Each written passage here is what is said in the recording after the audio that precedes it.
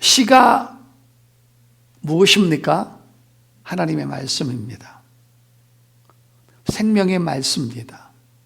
그리고 진리의 말씀입니다. 은혜의 말씀입니다. 하나님의 모든 말씀을 바로 시로 비유하고 있습니다. 그런데 밭은 하나님의 말씀을 받아들이는 인간의 마음의 상태를 말해주고 있습니다. 그런데 하나님의 말씀을 받는 사람들의 마음의 밭이 다 다르다는 것입니다. 동일하지가 않아요.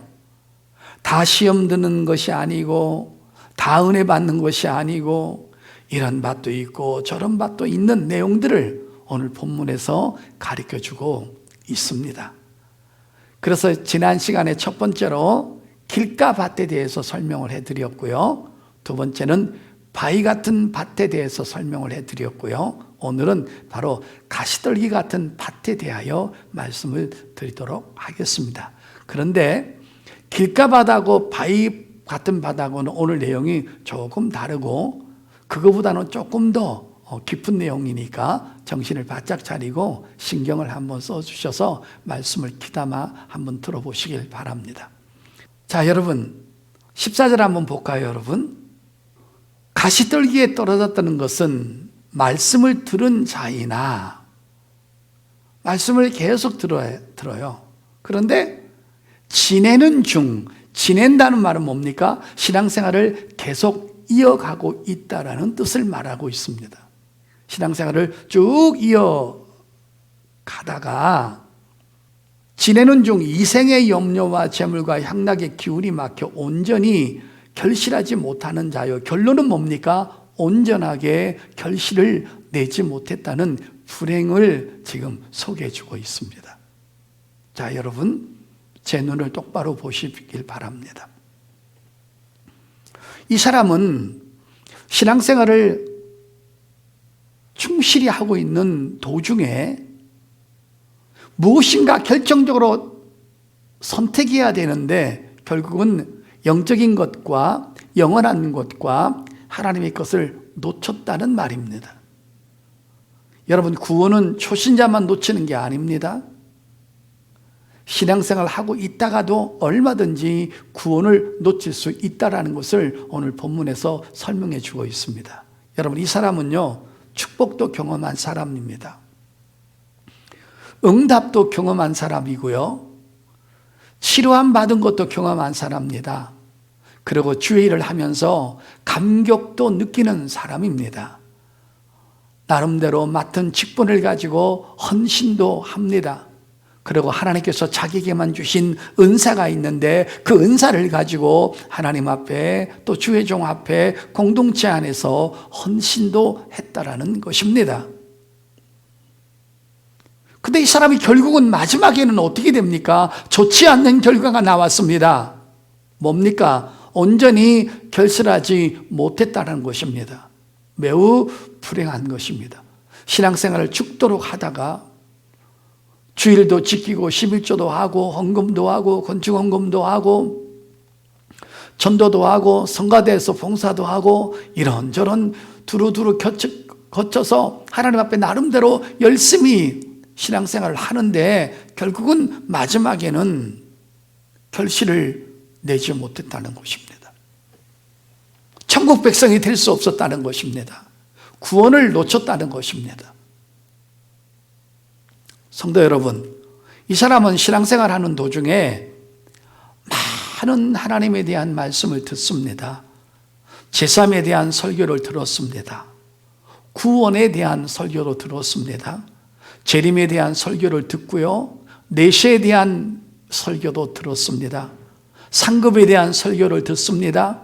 심판에 대한 설교를 듣습니다. 구약의 모든 성경이 장차 오실 메시아에 관하여서 나온 하나님의 말씀이라는 것까지도 압니다. 들었습니다. 알았습니다. 잠시적으로 믿고 감격 속에 빠져서 하나님 앞에 헌신하고 하나님 앞에 신앙생활을 하고 있는 그런 사람임을 성경은 말해주고 있습니다. 자, 그런데 여러분, 성경은 이렇게까지 신앙생활을 열심히 하다가 11조를 함으로 복받는 거 알아요. 11조 함으로 말미암아 하나님의 백성으로서 해야 될 의무도 알고 하나님의 자녀로서 주의를 지켜야 하는 것도 알아요.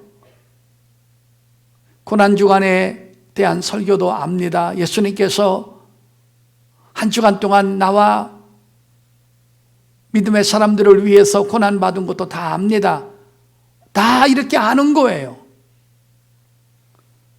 그런데 어떻게 된 것이 결국은 구원을 놓치는 겁니다. 온전한 결실을 내지 못해요. 여러분, 성경은 뭐라 그럽니까? 베드로전서 1장 9절에 뭐라 합니까? 믿음의 결국은 영혼 구원이라 그러지 않습니까? 결국은 신앙생활은 영혼 구원 밖에서 하는 건데 그거를 놓쳐버린다는 것입니다. 그래서 여러분, 성경은 이렇게 신앙생활을 하다가 구원을 놓치고 믿음의 자리를 떠난 사람들을 한마디로 성경은 이렇게 말을 하고 있습니다. 자, 여러분, 히브리서 6장을 보겠습니다. 자, 히브리서 6장 보겠습니다. 4절부터 6절까지 보세요. 여기 아주 중요한 단어가 나옵니다. 이런 사람을 이렇게 말하고 있는 거예요. 한 번 비침을 받고 하늘의 은사를 맛보고 성령에 참여한 바 되고 성령까지 아는 거예요. 하나님의 생명의 빛도 잠깐 맛봐요. 은혜의 맛도 맛봐요. 기적의 맛도 맛보고 응답의 맛도 맛봐요. 구원받은 사람들이 경험하는 것까지 다 맛본다는 거예요. 그 다음에 하나님의 선한 말씀과, 보십시오, 구약성경, 신약성경, 하나님의 말씀이 생명이고 선하다는 거 다 압니다. 그 다음에 내세의 능력을 맛보고 부활도 알아요. 자기가 죽은 다음에 어디로 가야 되는 건도 알아요. 이게 얼마나 기가 막힙니까, 여러분?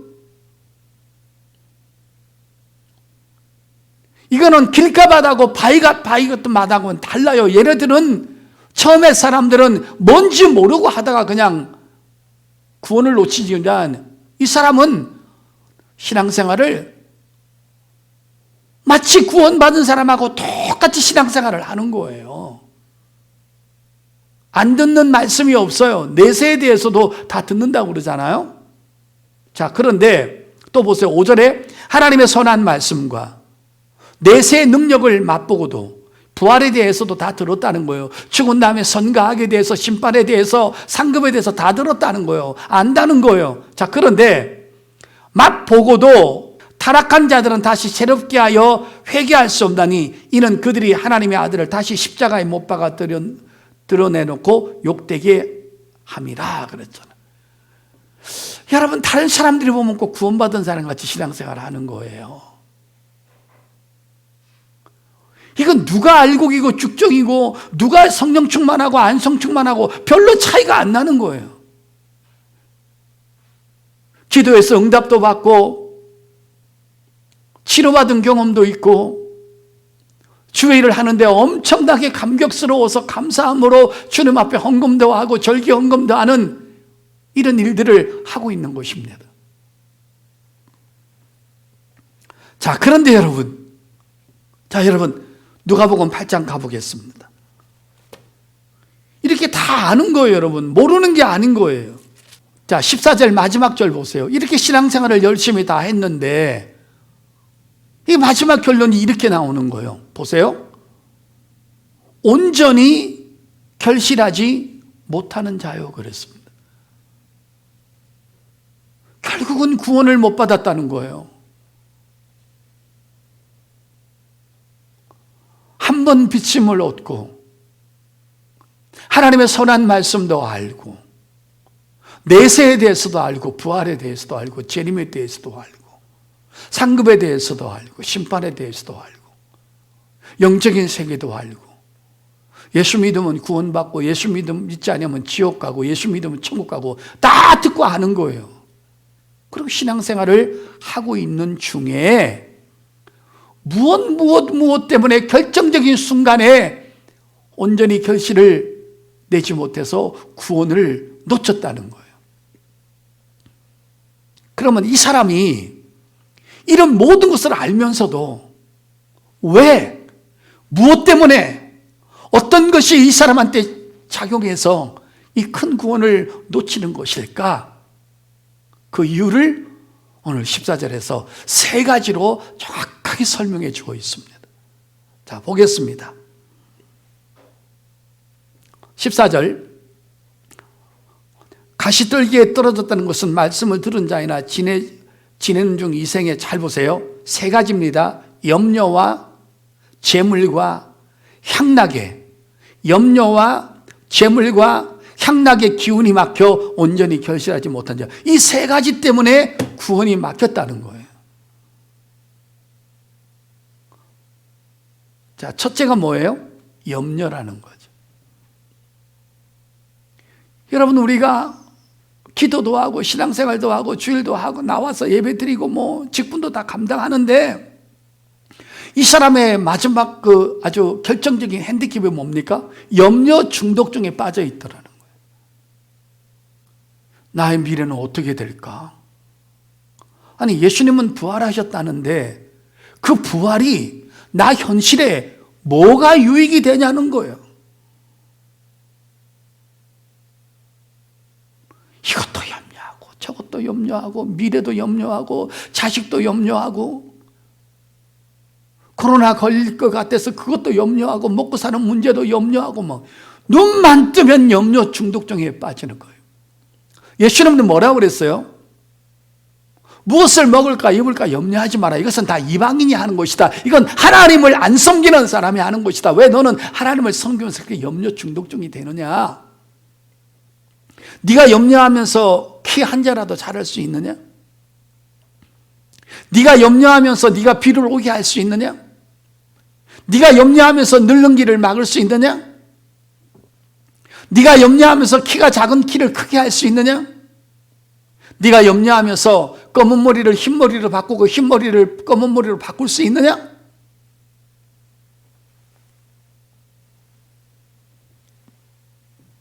성도 여러분, 그러면 도대체 염려의 출처는 어디서 오냐는 거예요. 잘 들으셔야 돼요. 여러분이 염려 안 해요? 나도 하는데. 근데 우리는 염려 중독증에 걸리지는 않는데, 염려가 어디서 오느냐? 여기에 해답이 있어요. 염려의 출처는 어디입니까? 제가 일전에 말씀드렸죠. 염려는 내가 무엇인가를 책임지고 내가 무엇인가 하려고 할 때 염려가 오는 거예요.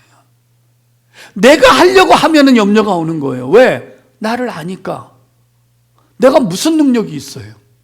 내가 무슨 지혜가 있어요? 내가 무슨 해결할 수 있는 은혜가 있어요? 아무것도 못하잖아요. 그런데 내가 내 미래를 책임지고 내가 내 건강을 책임지고 내가 내 자식을 책임지고 내가 내 가정을 책임지고 내가 뭔가를 하려고 하니까는 그때부터 염려가 오는 거예요.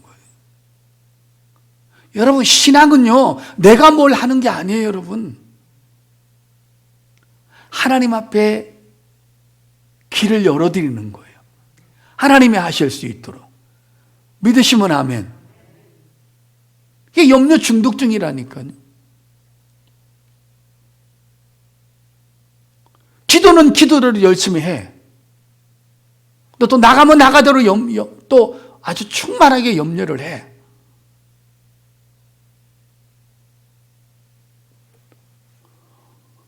베드로전서 5장에 뭐라 그럽니까?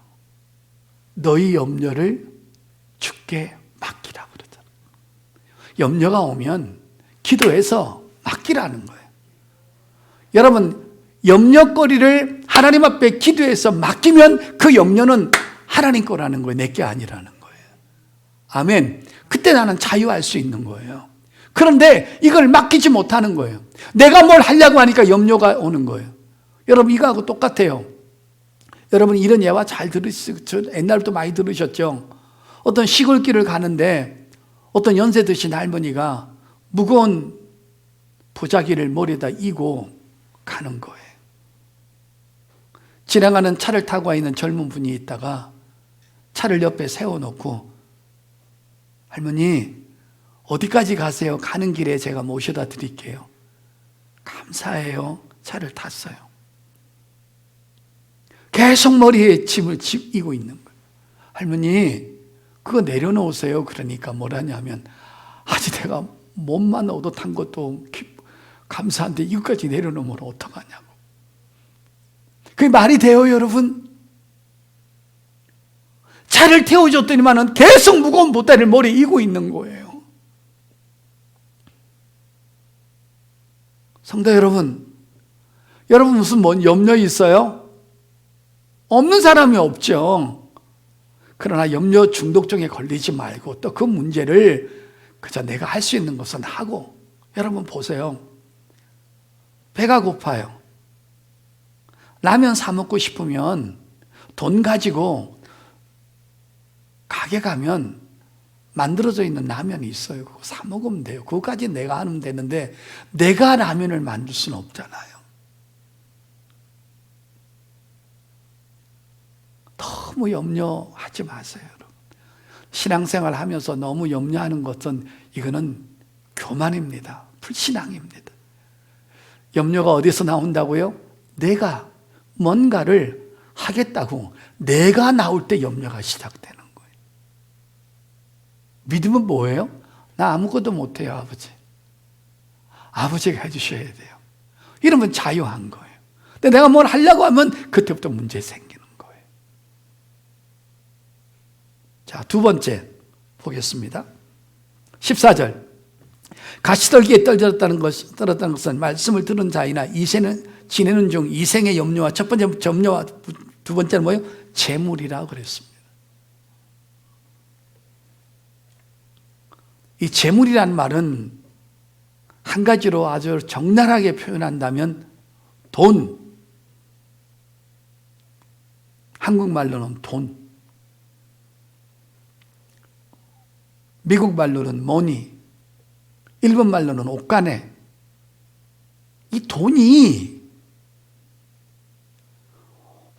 있어야 신앙생활도 하고, 돈이 있어야 학교도 가고, 돈이 있어야 가정도 지키고, 돈이 있어야 음식도 만들고, 돈이 있어야 옷도 사 입고 그렇죠. 돈 필요 없는, 그래서 하나님이 돈 만들어 놓은 거예요, 이 세상에. 그러나 문제는 뭐냐? 물질의 노예가 되지 말라는 거예요. 그것들을 다스리고 지배해야지. 내가 신앙생활하고 이 땅에 살아가는 동안에 돈이 필요한 것이지, 돈이 나를 주인 삼아서 돈이 나를 끌고 가면 안 된다는 거예요. 돈의 노예가 되지 말라는 거예요.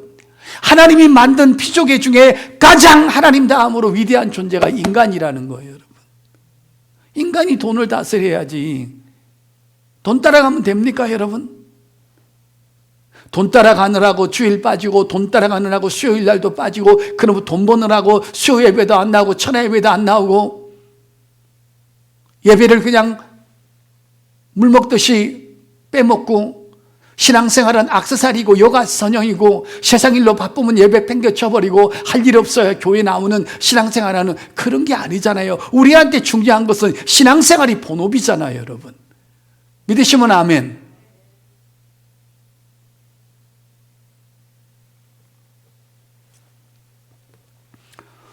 어떤 분이 설교하다가 이러한 표현을 했는데 그것이 아주 적절한 건지 옳은 건지 안 옳은 건지는 잘 모르겠습니다. 이건 내가 지어낸 것은 아니니까요. 어떤 목사님이 말씀을 했는데 조금 재미있어서 소개하는 겁니다. 5만 원짜리 신사임당을 땅에 떨어뜨렸는데 강아지가 지나가다가 냄새를 끙끙 맡다가 팩 버리고 간다는 거예요. 근데 사람이 지나가다 그걸 봤는데 박 터지게 머리 싸고 집어간다는 거예요. 그러니까 강아지도 안 집어가는 그 돈에 인간은 목숨을 건다는 거예요. 여러분, 강아지는 돈 때문에 자기 동족을 죽이질 않아요.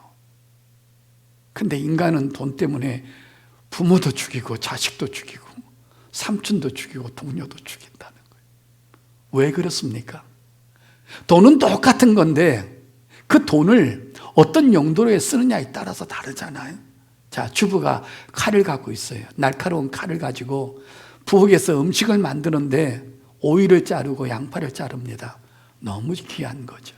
그러나 그것을 야채를 자르지 않고 사람을 찌르면 어떻게 됩니까? 그건 살인 도구가 되는 거예요. 돈이라는 것은 절대적으로 필요하지만 하나님의 관계를 파괴하고 영적 생활을 폭파시키고 내가 이 땅에서 육을 위해서 먹고 마시고 입는 것 때문에 모든 것을, 영의 것을 놓칠 만큼 그것이 그렇게 중요한 건 아니라는 것입니다. 믿으시면 아멘. 이 돈의 노예가 되잖아요. 자, 여러분 보겠습니다. 디모데전서 6장입니다. 디모데전서 6장 9절입니다. 부하려 하는 자들은 시험과 올무와 여러 가지 어리석고 해로운 욕심에 떨어지나니 곧 사람으로 파멸과 멸망에 빠지게 하는 것이라. 돈을 사랑함이 일만하게 뿌리가 되나니 이것을 탐내는 자들은 미혹을 받아 믿음에서 떠나 많은 근심으로서 자기를 찔렀도다. 돈을 너무 사랑하면요, 그 탐욕과 욕심이 자기 영혼을 찌르고 자기 눈을 찌르고 자기 양심을 찌르고 자기 삶을 찔러서 파멸시킨다는 거예요. 자, 10절 보세요. 여기서 돈을 사랑함이 그랬잖아요. 돈을 사랑하는 힘이 너무 큰 거예요. 다른 사람의 가정을 파괴하고 목숨을 죽일 만큼 돈을 사랑하고 애착하는 것. 이것이 일만하게 뿌리가 되나니 이것을 탐하는 자들은 이것이 뭐예요? 돈이에요. 미혹을 받아 믿음에서 떠나 많은 근심으로서 자기를 찔렀도다 그러잖아요. 성도 여러분, 저 한번 보세요. 진짜 그런가 안 그런가 보실래요? 어떤 권찰 세대기 신앙생활을 잘 합니다. 죽기 살기로 은혜 받으러 와요. 새벽 예배도 나오고 철야 예배도 나오고 수요 예배도 기다리면서 말씀을 듣고 은혜를 받는데 신앙생활 잘하고 있다가 갑자기 동창회 나갔는데 자기 친구들이 아파트를 사고 차도 바꾸고 쇼파도 바꾸고 냉장고도 바꾸고 다 바꿨는데 자기 집만 그대로 있는 거예요. 아직도 24평 전세 살고 너무 신앙생활에 행복했는데 친구들 만나고 온 다음에 기가 죽어가지고 그때부터 남편이 보기 싫은 거예요. 왜 저런 사람을 만나서 나 이렇게 가난할까? 영적인 제사함과 구원은 송두린 채 없어져 버리고 그때부터 모든 것이 싫은 거예요. 남편도 싫고 웃는 것도 싫고 밥 먹는 것도 싫고 늦게 오는 것도 싫고 말하는 것도 싫고 자기 삶이 너무너무 괴로운 거예요. 어떻게 해서든지 내가 집을 마련해야 되겠다. 은행을 찾아가서 남편 신용조회를 해봐서 대출금 융자 받고 그것도 모자라서 자기 신용대출을 하고 뭐 이래 해가지고 24평에서 33평으로 이사 갑니다. 집도 넓고 좋아졌죠. 친구들 만나서 나도 집 이사 갔다고 자랑도 합니다. 근데 문제가 뭡니까? 대출받은 이자와 원금을 갚아야 되는데 남편 돈으로는 자식 키워야 되는데 해답이 없어요. 그때부터 부인은 알바를 하기 시작하고 직장을 잡습니다. 갑자기 주의를 빼먹는 게 아니에요, 여러분. 주의를 안 지키려고 직장 잡은 거 아니에요, 여러분. 자기 나름대로 신앙생활 할 수 있도록 하려고 합니다. 그런데 뭐부터 양보합니까? 새벽 예배부터 양보합니다. 그래, 권사들이나 장로들이나 신앙생활 오래 한 사람이나 새벽 예배 하는 거지 뭐 나 같은 뭐 권찰이 이 정도는 하나님 봐주실 거야. 내가 헌금해서 돈 벌어서 헌금해야지. 그때 또 웬일입니까? 한 달 지나니까 돌아가면서 수요 예배 빠지기 시작합니다. 직장 갔다 와서 밥 차리고 남편 마중하고 이러다 보니까 몸이 녹초가 돼서 이제 철야 예배도 빠집니다. 이렇게 야금야금 빠지게 되는 거예요. 새벽기도 빠집니다. 수요 예배 빠집니다. 철야 예배 빠집니다. 토요일날 늦게까지 일합니다. 주일날 그렇게 감격스럽고 은혜스러웠던 시간보다 이제는 졸음이 와서 견디질 못합니다. 은혜는 자꾸 떨어집니다. 영혼의 고갈이 오기 시작합니다. 감사도 없고요, 감격도 없고요, 이제 돈의 노예가 되어서 돈 벌러 다닙니다. 그러다가 주일 저녁까지도 빠집니다. 이렇게 여러분 점점 포도원을 허는 작은 여우를 잡아내라. 마귀가 살금살금 하나씩 양보시키다 보면 자기도 모르게 믿음의 자리에서 떠나는 것입니다. 결국은 뭡니까? 돈입니다. 그래서 그냥 돈 때문에 흘러가는 거예요. 자기도 모르게 흘러갑니다. 여러분, 우리의 삶은 성공이 목적이 아닙니다. 부자가 목적이 되는 게 아닙니다. 아파트 넓은 데 가는 게 목적이 아닙니다. 우리의 목적은 나의 작은 삶 가운데서 예배 등불을 켜고 하나님을 영화롭게 하며 하나님을 섬기기 위해서 내가 존재하고 있음을 믿으시기를 바랍니다. 이 사람을 파멸시키는 것이 바로 이렇게 염려 중독증과 물질의 노예가 나를 야금야금 하나님의 자리에서 파괴시키는 것입니다. 그래서 내 삶을 폭파시켜버리는 것입니다. 하나는 염려 중독증, 하나는 재물, 또 하나 마지막이 뭐예요? 향락이라는 겁니다. 결국은 여러분 이 세 가지 때문에 그 사람이 파멸당하고 신앙생활 한참 하다가 구원을 놓쳐버리는 거예요. 어느 날 갑자기 주님 오시면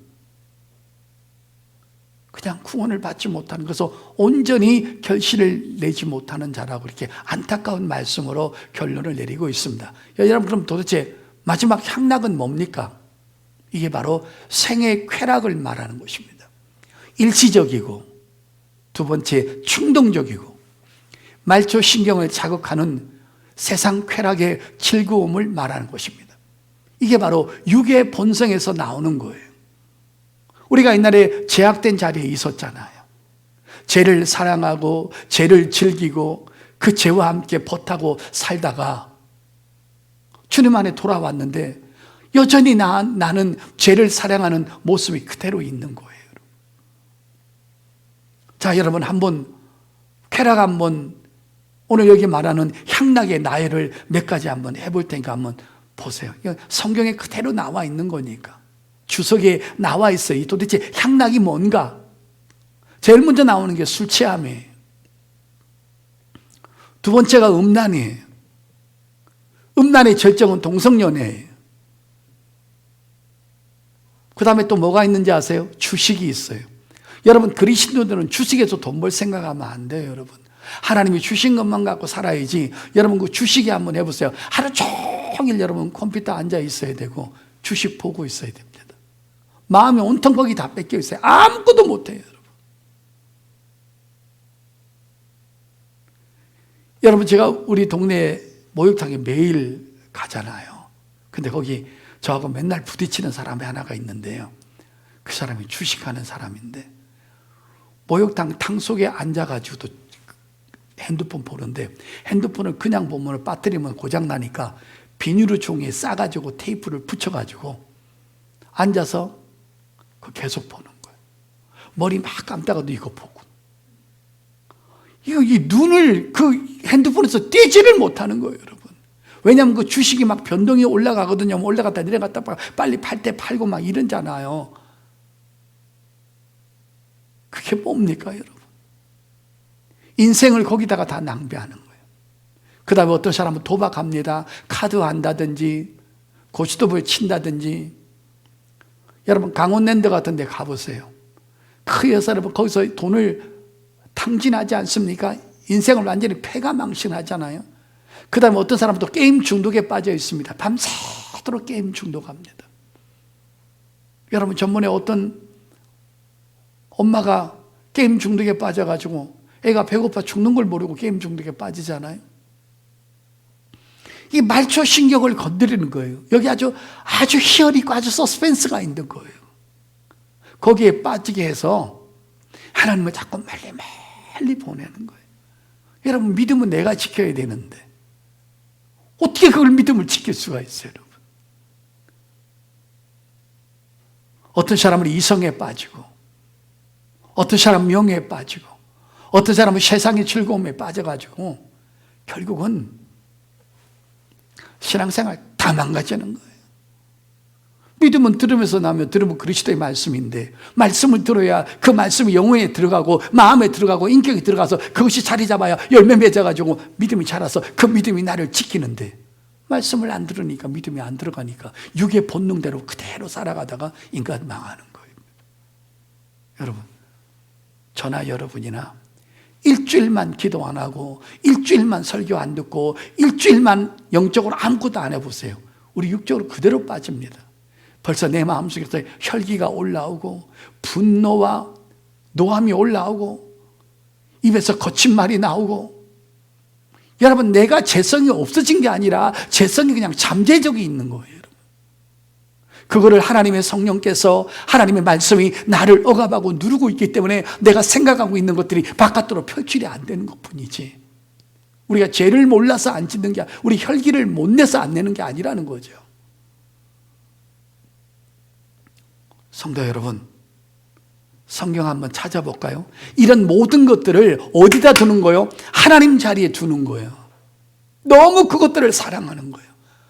목숨을 다하고 힘을 다해서 하나님을 사랑해야 되는데, 목숨을 다하고 힘을 다해서 돈을 사랑하고 오락을 사랑하고 이성을 사랑하고 쾌락을 사랑하고, 거기 바로 거기 하나님 자리에다가 그것을, 하나님을 빼버리고 그것을 거기다 선반 위에 올려놓는 것입니다. 자, 여러분 보세요. 골로새서 3장 5절. 그러므로 땅에 있는 지체를 죽이라. 우리가 이 세상 것을 너무 사랑하는 거죠. 육체가. 죽이라. 곧 음란과 부정과 사욕과 악한 정욕과 탐심이니, 탐심은 우상 숭배니라. 6절이요. 이것들로 말미암아 하나님의 진노가 임하느니라. 여러분, 돈을 좀 적당히 보세요. 돈 몇 푼 보려고 수요 예배부터 까먹지 말라는 거예요. 차츰 까먹게 된다는 거예요. 내 영혼, 내 믿음, 내 영적 생활, 내가 가꾸어야 되고 내가 지켜야 돼요. 믿으시면 아멘. 지켜야 할 것과 버려야 할 것이 무엇인가? 선택해야 될 것이 무엇인가? 나를 위해서 살아야 되는지 하나님을 위해서 살아야 되는지, 눈에 보이는 잠시 것을 위해서 살아야 되는지 아니면 눈에 보이지 않는 영원한 것을 붙잡아야 하는지, 무엇을 포기해야 되고 무엇을 습득해야 되는지 하나님의 뜻을 잘 분별하라는 거예요. 여러분, 우리 일생을 살아가면서 우리가 가시떨기나무 같은 밭이 되지 않기를 예수 이름으로 축복합니다. 늘 말씀을 사랑하고 성령 충만해서 하나님과의 바른 관계를 갖고 하나님이 싫어하는 것들을 혐오하고 거부하고, 가난해도 세상에서 인정받지 못해도 하나님 앞에 인정받을 수 있는 삶을 선택하면서 여러분, 우리가 그 길을 묵묵하게 걸어갈 수 있기를 축복합니다. 그래서 말씀을 주셨고 믿음을 주셨고, 요한일서에 뭐라 그럽니까? 모든 세상 것을 이길 힘은 믿음 뿐이니라. 성령의 충만함을 주셨습니다. 여러분, 내 믿음 내가 잘 가꾸어서 하나님 앞에 바로 쓰는, 그리고 영적인 것, 영원한 것, 가치 있는 것을 놓치지 않는 저와 여러분 될 수 있기를 예수 이름으로 축복합니다.